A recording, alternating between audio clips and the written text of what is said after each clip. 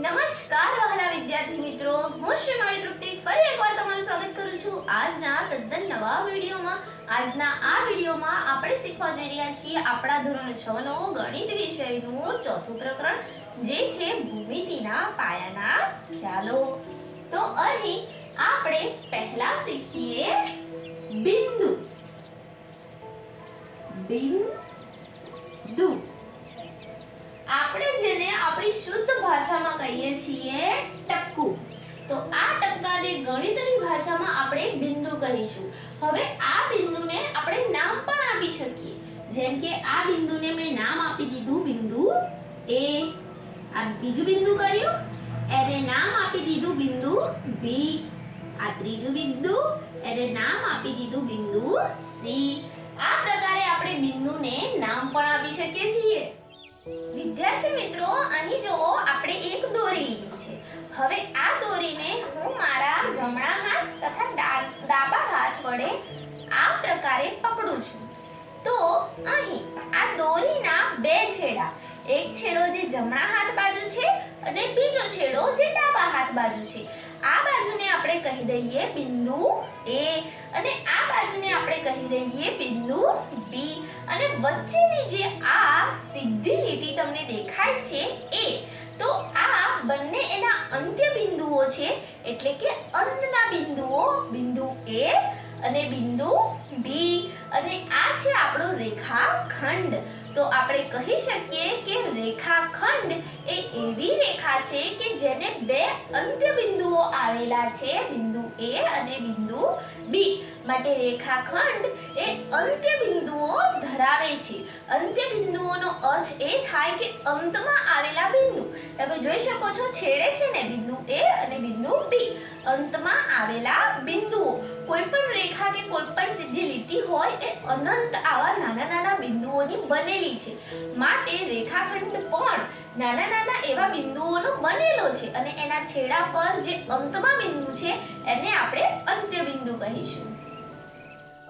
જો વિદ્યાર્થી મિત્રો, જો તમારે રેખાખંડને દોરીને દર્શાવવો હોય તો તમે આ પ્રકારે દર્શાવી શકો. રેખાખંડ આપ્યો છે જેના બે અંત્ય બિંદુઓ, અંત્ય બિંદુ A અને અંત્ય બિંદુ B છે. અહીં નોંધવા જેવી વાત એ છે કે રેખાખંડને ચોક્કસ માપ હોય છે, એટલે કે તમે કોઈ પણ રેખાખંડનું માપ એ માપી શકો છો ફૂટપટ્ટીની મદદથી. બરાબર, કોઈ પણ જાતની મેજર સામગ્રી તમારી પાસે છે માપવાની, તો તમે એના વડે રેખાખંડનું માપ જે છે એ માપી શકો છો.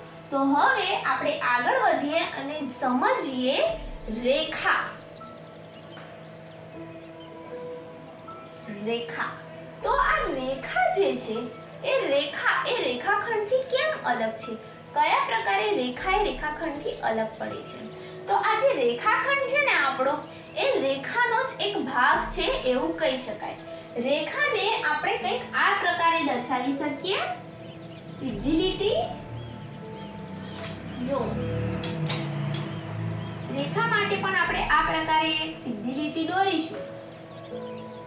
પણ અહીં રેખાને અંત્ય બિંદુ હોતા નથી. રેખા એ અનંત સુધી પ્રસરેલી છે. આ એરોનો મતલબ શું થાય છે કે આ જે તે રેખા છે એ અનંત સુધી વિસ્તરેલી છે. આ એરોને તમે આમ સીધો જવા દો તો અનંત સુધી જશે. આ એરોને તમે આ બાજુ સીધો જવા દો, આ તીરને, તો આ અનંત સુધી જશે. મતલબ કે રેખા એ અનંત સુધી પ્રસરેલી છે. આપણા રેખાખંડને બે અંત્ય બિંદુઓ હતા. હવે આ રેખાની અંદર આ રેખાખંડનો સમાવેશ થઈ જાય છે. તો આટલો જે આ રેખાનો ભાગ છે એને આપણે રેખાખંડ કહી શકીએ. ચાલો આને નામ આપી દઈએ L અને M. બરાબર ને?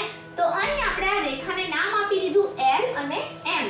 તો આ રેખાને તમે કહી શકો રેખા L M. આને તમે આ પ્રકારની નિશાની કરીને દર્શાવી શકો છો. રેખાને તમે આ પ્રકારની નિશાની વડે દર્શાવી શકો છો. રેખાખંડમાં પણ એવું છે. રેખાખંડને દર્શાવવા માટે તમે કંઈક આ પ્રકારની નિશાની કરી શકો છો. હું અહીંયા જ લખી દઉં. જો આ રેખાખંડ આપણો AB હતો ને, તો રેખાખંડની ઉપર તમારે ફક્ત આવી લીટી કરવાની છે અને AB લખવાનું છે. તો આ આપણો રેખાખંડ છે અને આ આપણી રેખા છે. આ પ્રકારે ટૂંકમાં આપણે રેખાને અને રેખાખંડને દર્શાવી શકીએ છીએ. ચાલો વિદ્યાર્થી મિત્રો હવે સમજીએ છેદતી રેખાઓ. છેદતી રેખાઓ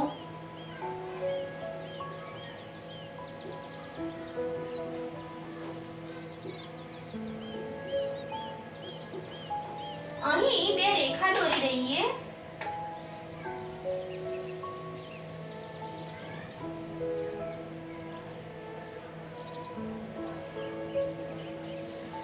ચાલો આ બે રેખાઓ છે, આ બંનેને નામ આપી દઈએ. આ એક રેખા, આ બીજી રેખા.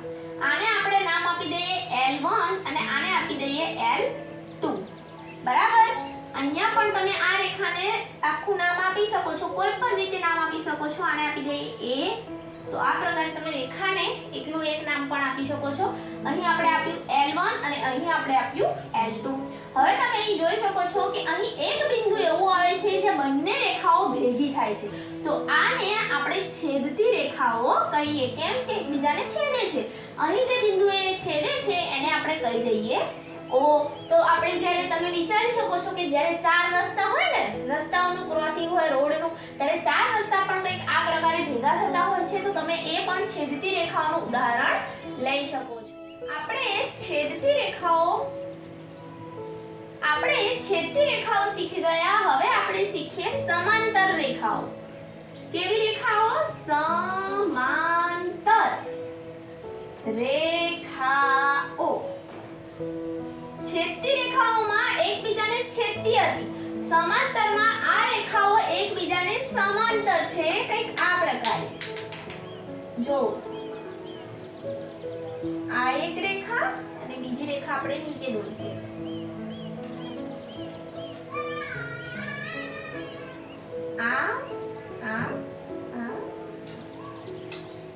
આ રેખાઓ એકબીજાને કેવી છે? સમાંતર. આને આપણે નામ આપી દઈએ M1, આને આપી દઈએ M2.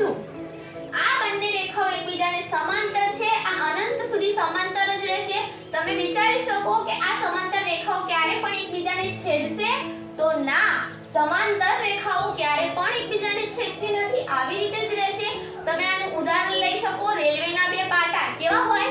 એકબીજાને સમાંતર હોય ને. અહીં ફક્ત આ પ્રકારે એકબીજાને સમાંતર હોય. રેલવેના પાટા છે, આ ફૂટપટ્ટી છે, અહીં જો બે લીટી એકબીજાને સમાંતર છે. આ પ્રકારે તમે અનેક ઉદાહરણ લઈ શકો. તો સમાંતર રેખાને આ પ્રકારે આપણે સમજી શકીએ.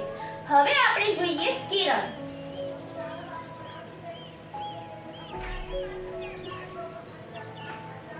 કિરણને સમજવા માટે આપણે લઈએ એક ટોર્ચનું ઉદાહરણ. જેવી રીતે કે બેટરી છે, ટોર્ચ છે. આ કોઈ એક ટોર્ચ છે. આ ટોર્ચની અંદરથી જ્યારે પ્રકાશ બહાર આવે છે ત્યારે એ આ પ્રકારે જાય છે.